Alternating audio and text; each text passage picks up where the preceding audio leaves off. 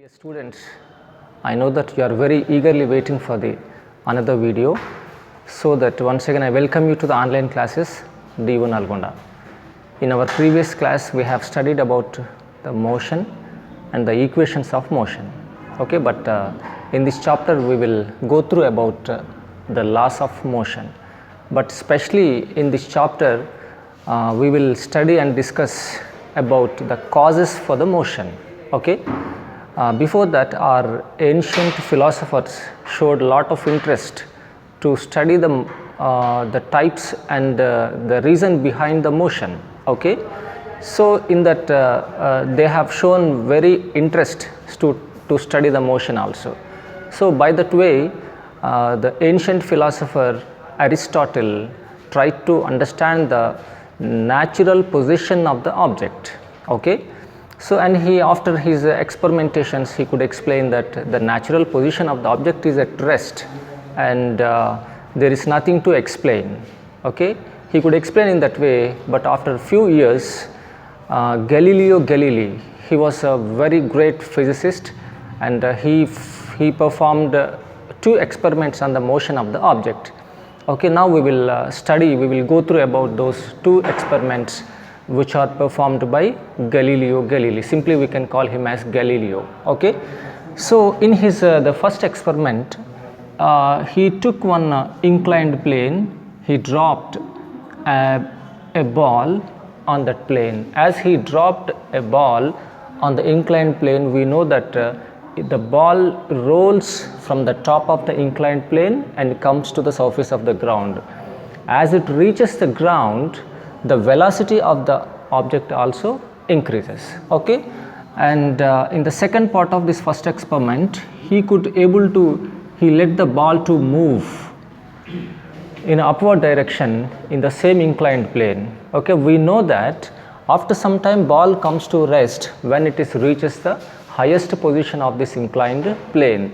In the third instance, he could able to perform one experiment, that is he threw a ball on the flat surface, okay. In the first instance of this experiment, while he dropped a ball on the top of the surface of the inclined plane, it comes to the ground with a higher speed, with an increasing velocity, okay. At the same way, when the ball is pushed into the upward direction in the same inclined plane, as it reaches the maximum position of the inclined plane, the position of the velocity of the object is decreased and it comes to rest, okay. While it is coming down, the ball is rolling down, the velocity increases as the ball goes up, as the ball rolls into the downward direction to the upward direction, its velocity decreases and comes to rest. And based on these two instances, he could roll a ball on the flat surface. It means, can you guess what will be the consequence while the ball is rolling on the flat surface? You know, while it is coming down, the velocity increased, while it goes up, the velocity decreased and comes to rest on the surface of the ground. So actually, unless there is an external force applied on that ball, it has to move continuously. So he explained, so it means he can come to a conclusion, that is unless where there is an external force is applied on the ball, it has to move continuously for a long time. So this is his first set of the experiments. In the second set of his experiments, he took same inclined plane and he let the ball rolls down on the inclined plane, and he could made another inclination point. Both the angles are equal, okay. As the balls come down and as it reaches the bottom of this place, and it has to start to the another inclined plane, okay. As it is come down and started moving in the another opposite in this direction, and it reaches the same height and the velocity comes to 0, okay. In the second instance of his second experiment, he took the same inclined plane. He let the ball to roll on the inclined plane, and this time he decreased the angle of inclination. It means this will be the angle of inclination. He decreased the angle of inclination. Okay, so we know that the ball approaches to the ground and it starts moving into this direction. To reach the same distance, it has to travel larger distances. To reach the same height, it has to travel for the larger distances. It means in the first instance of the second experiment, he could understand that from the height from the place where the ball is started rolling, and it reaches the ground as well as it reaches the another inclined surface, and it reaches the same height. To reach the same height, it has to travel the same distances. Okay, but in case of the second instance of this experiment, to reach this height, it has to travel longer the distance. Then he continued his experiments for the third instance. See, this is the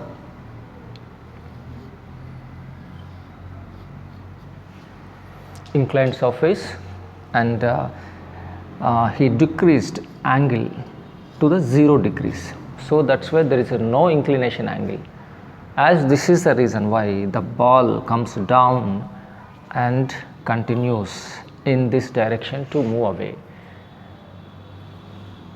Actually, to reach this height, to reach the same height, in the first instance it has to travel the same distance, but in case of the second instance, it has to travel the same height, but the distance is very long. As the inclined angle is adjusted to 0 degrees, so the ball has to reach the same height. To reach this height, it has to travel for the larger distances. It means as the theta is 0, he could imagine that, he could explain that unless if the frictional force on the surface of the ground is 0, if we imagine there is no friction, the ball has to move continuously to reach the same height from the where it is dropped, where it is rolled. Okay, so by this the set of these two experiments, he could concluded that where there is no external force is applied, unless the friction is applied, the ball has to maintain its uniform motion. Okay, so this has led to understand the reasons behind the cause of the motion. Okay, this has led to prove Newton's 3 laws. Later on, after Aristotle and the Galileo, the Newton continued experiments to understand the motion of the objects. Okay, and he could found out the reasons, and he could explain the reasons behind the motion of the objects, and he proposed 3 principles. Those are called as Newton's 3 laws. Today we will talk about the first law of Newton. The first law of Newton. First law of Newton. Okay, this also called as law of inertia. This can be called as law of inertia. Law of inertia. Okay. To understand the law of inertia, actually we can go through simple examples of, for example, you take a water bottle, you take one water bottle, cover this with a sheet of paper, and you place one glass marble on the surface of the paper. if you remove the paper as fast as you can, if you remove this sheet as quickly, as speed as you can, as quickly as you can, the balls drops into the bottle. The glass marble drops into the bottom of the bottle.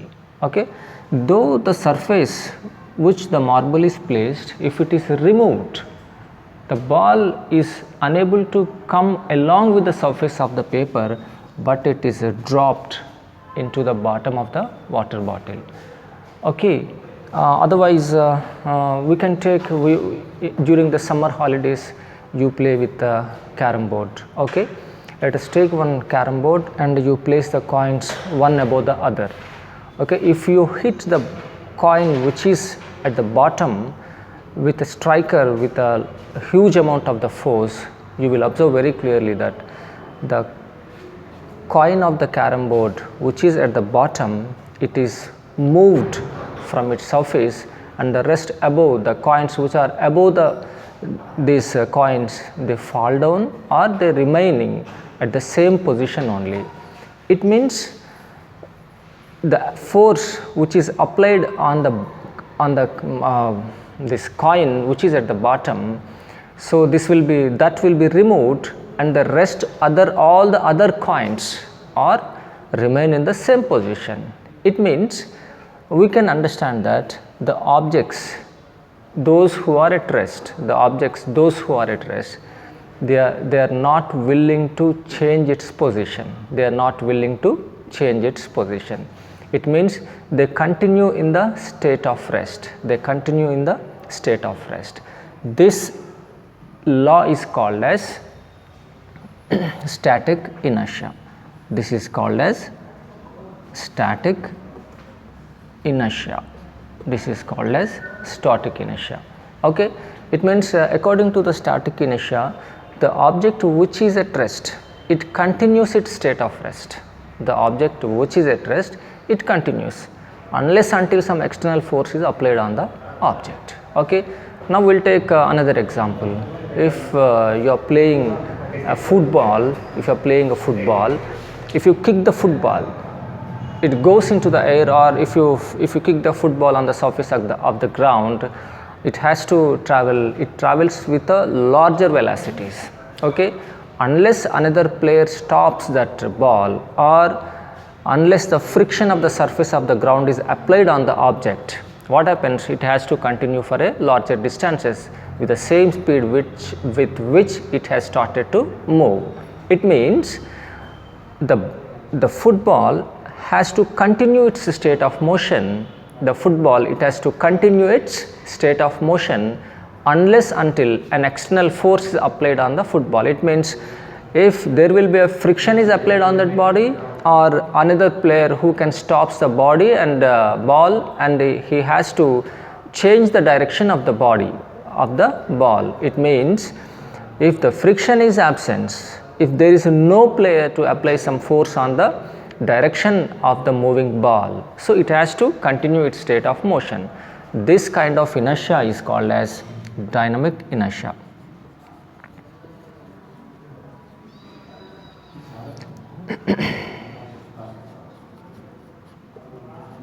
Okay, it means the body or the ball or the body which is in the uniform motion, it has to continue its state of motion unless until an external force is applied on the body. It means according to these examples, the first law can be explained. The body continues its state of rest until or unless an external force is applied on the body. So this is called as the Newton's first law of motion, and also this can be called as law of inertia. Can you give some of the examples for the law of inertia from your daily lives? Can you give? Okay, I'll tell you. Because if you find a fruit on some of the branches of one tree, if you try to pull the branch of any part of the branch of the tree, that the ripe fruit falls down on the earth. It means you haven't touched the fruit part, but you are in be in touch with the part of the branch.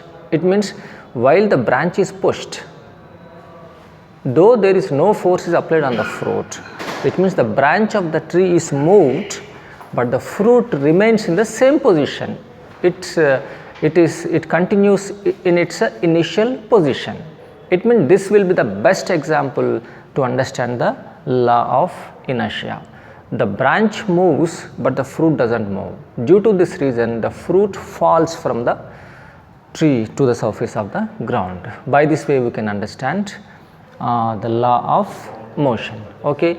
While can you give some other examples for the law of motion? While you are sitting in the moving bus, okay, if the driver turns the bus suddenly, it means if it turns the right side, you will fall into the left side. Okay, if the driver turns the right side, you will fall away from your left side. It means you continue your position of the rest inside the body, okay, inside the bus. Otherwise, if a driver applies the brakes very sharply, what you do is, if the bus comes to rest and you tries to move, it means these are the best examples to understand the law of inertia. That is the first, Newton's first law. Okay, according to this first law, we understand that this is a law of inertia. Is there any relationship between the inertia and the mass of the object? Can you tell me? Because it is very easier to move a lighter object and it's very difficult to move the heavier object. For example, here one object is placed on the surface of the ground, that is it is having 30 kilograms, and there is another object which is 1 kilogram, or one football is placed nearby that 30 kilograms of the object. Which is easy to move, which can be moved very easily? The object which is lighter, that can be moved very easily. The object which is heavier, the 30 kilograms of the weight, the object which is having the larger weight, it's very difficult to move. It means the mass is more, the inertia of the object is more. As the inertia of the object is more, the stability of the object is more. So, from the Newton's first law, we can understand that the inertia is dependent on the mass of the object. If the mass is more, inertia is more, the stability is more. As the inertia is more, it's that difficult to move the object. So, this is about the first law of motion. Okay. Now, we study about the second law of motion. Second law of motion, or second law of Newton. Okay.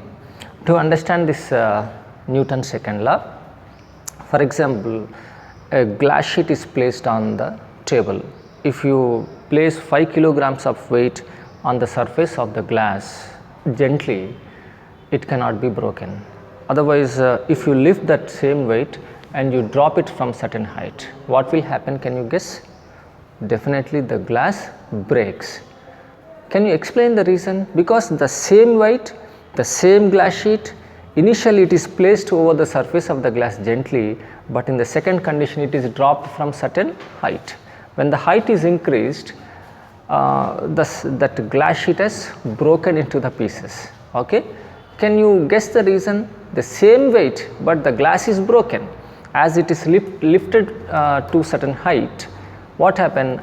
It acquired some energy, it acquires some force. Due to that reason, the object, due to the energy possessed, the force possessed by that object, it breaks the surface of the ground from where it is acquired. Okay. Can you tell me the reason? Okay. Otherwise, one more example. If the gun is triggered, the bullet releases with a higher speeds from the gun. As it is came out of the gun, it has huge amount of energy it consists, or it moves with a larger force. It can damage the wall also. It can damage the object which is opposite to that bullet. Can you Can you explain the reason? If we throw the bullet with your naked hand, it does not having that kind of energy or force, but when the gun is triggered, the same bullet, it possesses the larger amounts of energies. Okay, so that's the reason why we can understand Newton's second law with help of a linear momentum. Okay, Newton simply stated a statement, the mass is moving. The mass which is moving, definitely it consists linear momentum. Okay, to understand the second law, we have to understand about linear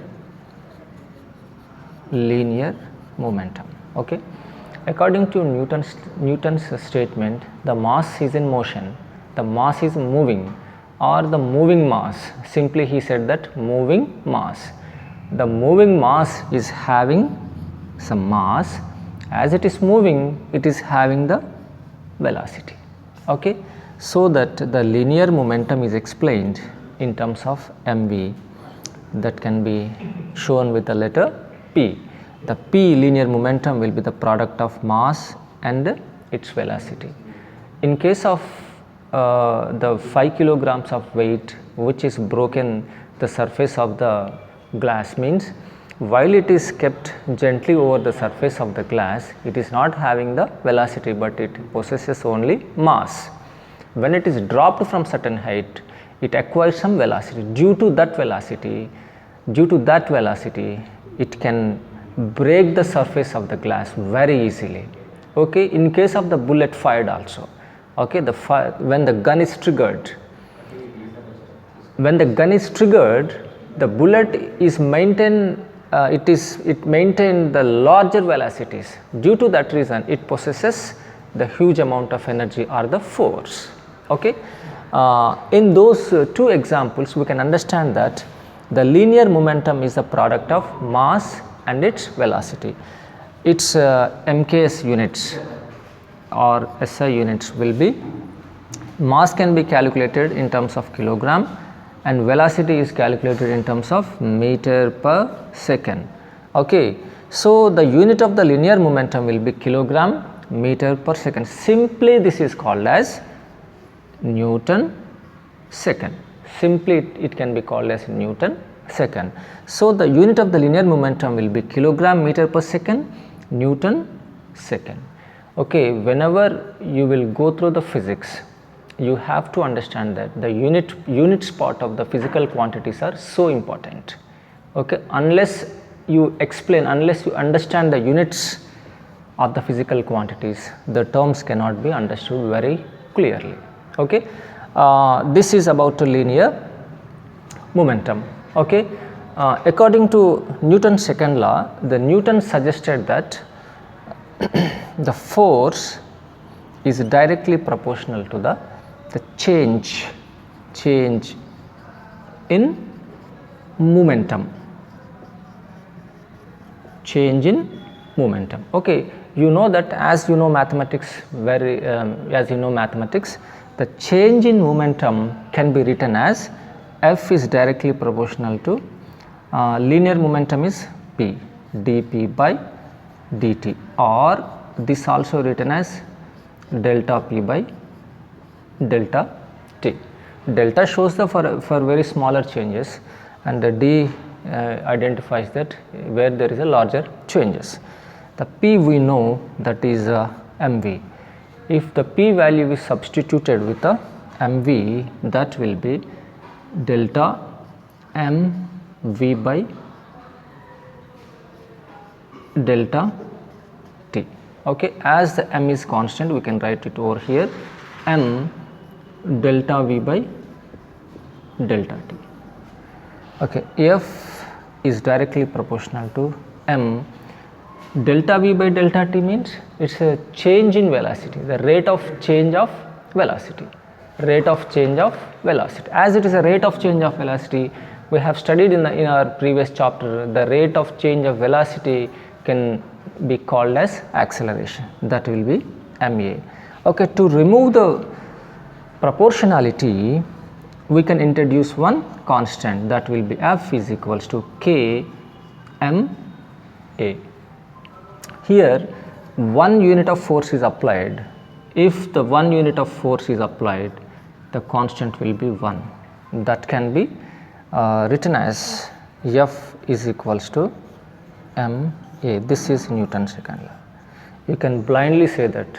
If I ask you Newton's second law, then Newton's second law is F is equals to ma. F is equals to ma. Okay. Now we will try to write the units of force. Okay. The unit of force is m for kilogram. Acceleration will be the meter per second square. So the kilogram meters per second square is named as Newton on the honor of our great scientist Sir Isaac Newton. Okay, the unit of force is Newton. Okay, why the relationship between the acceleration, mass and the force is, I can explain you, is, for example, if the mass is a constant, if we increase the force applied on the body, then the force, if the force increases, the acceleration of the body increases. Okay. Otherwise, if the mass is increased, the force, if the some quantity of force applies on a body, as the mass increased, the acceleration of the body decreases. Due to this reason, there is a relationship between F is equals to ma, that is a Newton's second law. Unit of the force is Newton. Okay, you understood very clearly, and we'll continue the Newton's third law. Shall I erase this one? Yeah. Okay. Newton's second law can be understood very clearly, and before that, can we solve a simple problem? Can you write down the problem? I'll tell you. Suppose an object is placed on the surface of the ground. An object is placed on the surface of the ground. This will be the object. Okay. And the 10 Newton's force is applied on the body. This is a force applied, that must be 10 Newtons. This is a question. In this, the first one is, can you draw the FBD? FBD means free body diagram. Can you draw it? And the second part is, as the force is applied on the object, it has to move. It will be moved. As it is moved on the surface of the ground, there will be a friction is activated. As the 10 Newtons of force is applied, the body moves steadily. You should not forget this, as the body moves steadily. Okay. I think it's very easy to draw the FBD. Okay, we'll draw it. This is the object. As the object is placed, and this FBD is very important, because when you change your class, like in the intermediate first year, you will draw so many problems based on the free body diagrams. If you do not able to understand the free body diagram, that will be very difficult to you to solve the numericals on the FBD. Okay. So for the FBD, this is the object. Okay. As it is placed on the surface of the ground, the normal force applied in a upward direction. This will be normal force. What will be the direction of the weight of the body or the gravitational force? That will be in the direction, that is the weight of the object. Okay. And the 10 Newtons of the force is applied in this direction. It is capital F. As the capital F is applied in this direction, definitely the force of the friction activates opposite to the motion of the object. This is the free body diagram. Okay. For the second question, for the second part of this question, friction. How much amount of friction is activated while it is moving? Already I told you very clearly that the body is moving steadily. While the body is moving steadily means there is no change in velocity. As there is no change in velocity, acceleration. For the second part, acceleration must be 0. Acceleration must be 0 means we know the formula F is equal to ma. As a will be 0, the F will be 0. It means the net force acting on the object will be 0. What is the net force? Capital F plus small f, that will be 0. Capital F means that is a 10 newtons of force, small f will be the friction which is applied. Okay. So, this will be the 10 Newton, this is small f will be 0, then small f will be 10 newtons. It means the amount of force which is applied on the body, the same amount of the friction will be applied on the body. That is the solution. It means, so we could able to know how to draw the free body diagram and how does the friction is activated on the body and how much amount of the friction is activated on the body. So, by this way it is very clearly, and as we solve so many numericals we can understand the second law of motion. Now, we will enter into the third law of motion, third law of Newton's law, Newton's third law, sorry, Newton's third law. Okay. Newton's third law. Okay. Suppose a ball is hit opposite to the wall of you. What will happen? The force with which we hit the ball towards the ball comes back into the same direction or the same medium with the same force. Okay. It means as you throw it towards the wall, you have to apply some force. The amount of force with which you applied on the surface of the wall, throw the ball, the same amount of the force wall applies on the ball. So, due to that reason the ball rebounces, the ball bouncing back. Okay, it means the force with which we hit the ball on the surface of the wall, the same force it rebounces. Okay, and it means while the force is applied in the reaction, reaction force also applied in the opposite direction. Okay, the same amount of the force is applied, but it is in the opposite direction.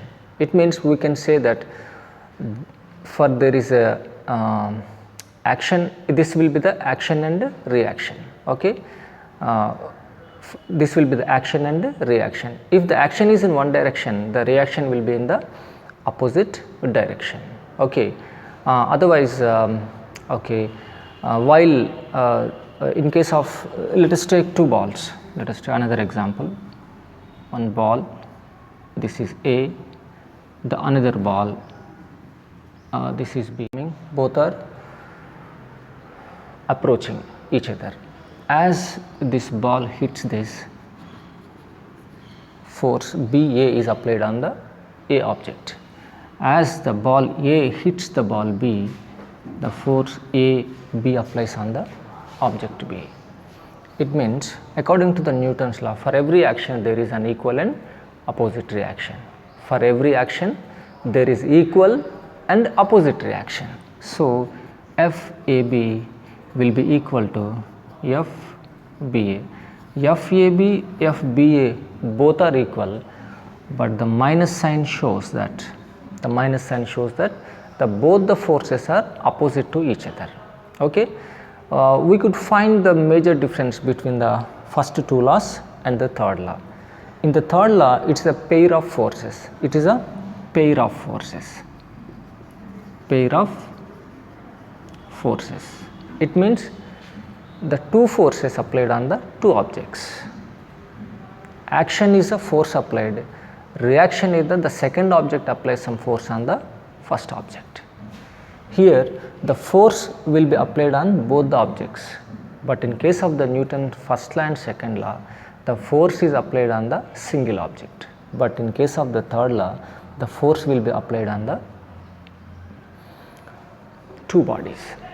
Okay. So, due to this reason we can understand the Newton's third law is for every action there is a equal and opposite reactions. Okay. Can you give some of the examples from your daily lives to understand this Newton's third law? Okay, if you inflate the balloon means the air, if the balloon is blowing with the air, the balloon inflates like this. Okay, the balloon inflates like this if it is tied at its mouth. Okay, the air which is inside the balloon applies force equally in all the directions. Once you open this, what will happen is air comes out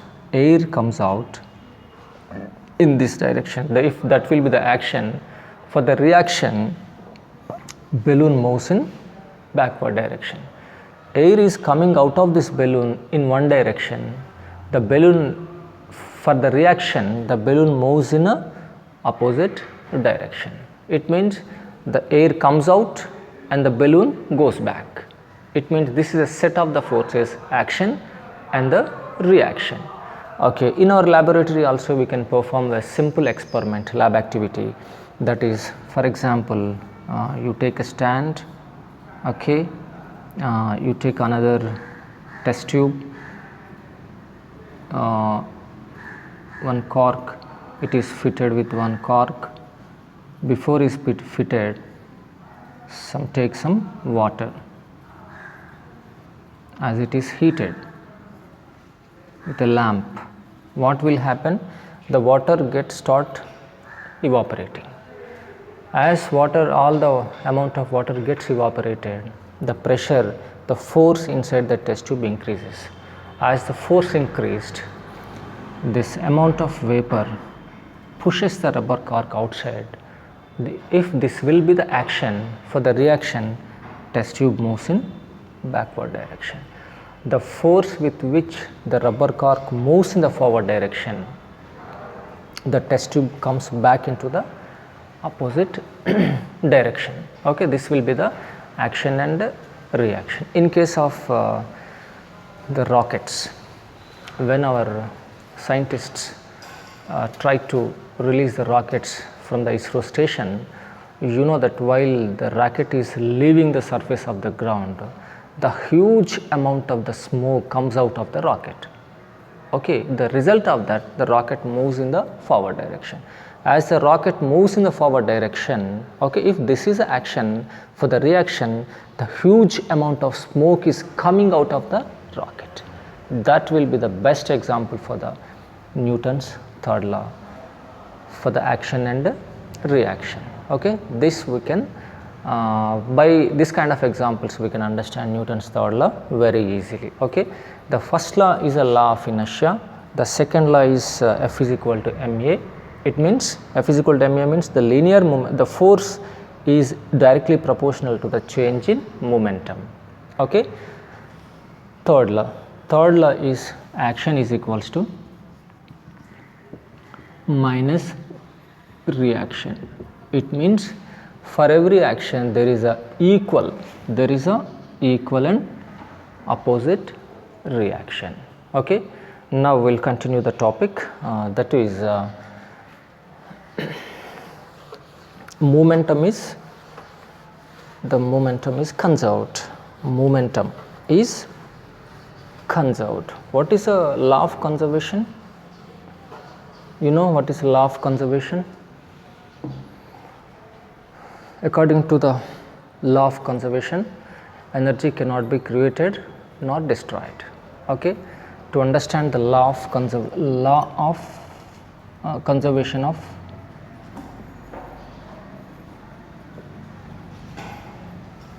momentum, conservation of momentum. Okay, let us take, I will tell you very easily and briefly. These are the two objects which are having mass 1 and mass 2. Both the bodies are moving with the initial velocities u1 and u2. Okay, after some time they collide each other. Okay, after the collision, when they met with an accident, when they hit each other, okay, both the objects m1, m2, they have changed their velocities. the final velocities will be v1 and v2. Okay, it means the linear momentum of the first object is m1 u1, the second object is m2 u2. Linear momentum of the first object after the collision m1 v1, this m2 v2. Okay, now you understand, try to focus here, change in momentum, change in momentum p1, let us p1, that will be m1 v1 minus m1 u1 of the first object.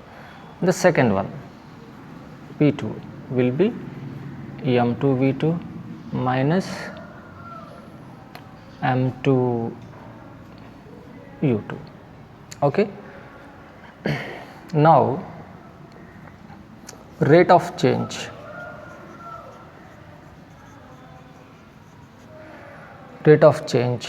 of the momentum will be m1 v1 minus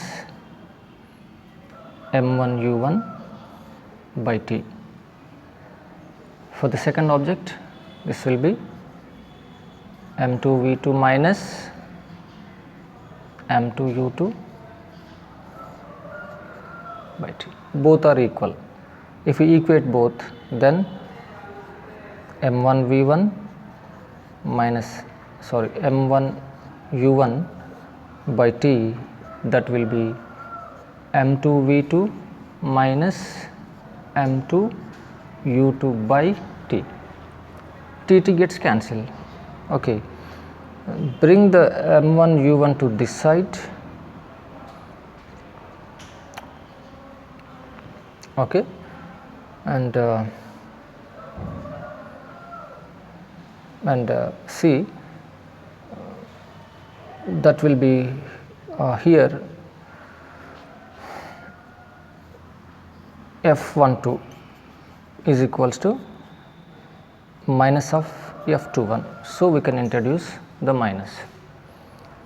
So, this m2 v2 comes this side, m1 v1 plus m2 v2 will be, this minus into minus will be plus m2 u2, as it comes to this side it will be a plus m1 u1. It means, what do you understand from this equation? The linear momentum is conserved. Linear momentum is conserved. It means the sum of the linear momentum after the collision is equals to sum of the linear momentum before the collision. So, the momentum is conserved. Okay. The last topic in this lesson will be the impulse. You know what is impulse? Impulse means, suppose let us consider this, you consider this as a nail. If you fix the nail into the wall, like this, if the nail is placed like this and you push with a huge amount of the force, what will happen? Nothing will be happen. If you push entire the nail cannot go into the wall. If you hit this with a hammer, it goes immediately into the water. We can fix the nail into the wall. What is the difference between both the instances? The same amount of the force is applied. When you push the nail, it cannot be fixed into the wall. If you hit this with a hammer, easily fits into the flexes into the wall. It means when the larger amounts of the force is applied with a shorter times, okay, that we call it as impulse. Impulse is nothing but the larger amounts of the forces applied on the surface, on any surface with the shorter intervals of the time. Okay. For example, if a person falls down on the roof of first or second floor, if the surface is hard, definitely he will get hurt.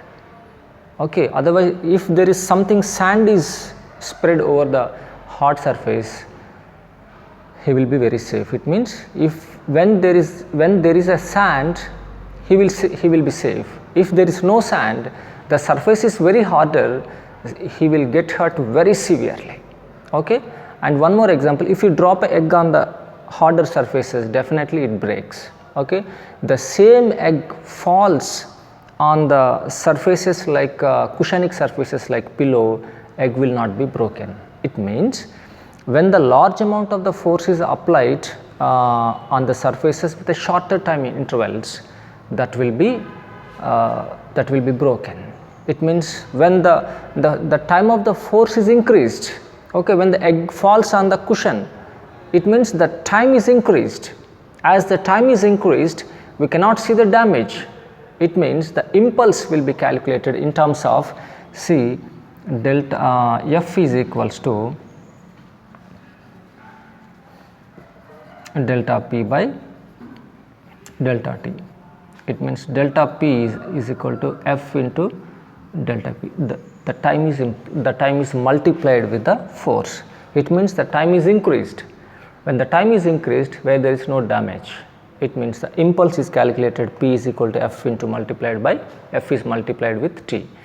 This is called as impulse. Simply impulse means the larger amount of the forces will be applied on the surface of any surfaces with a short intervals of the time. Okay, that is called as impulse. Okay, in our next class we will try to solve some numericals based on Newton's 3 laws. Thank you so much.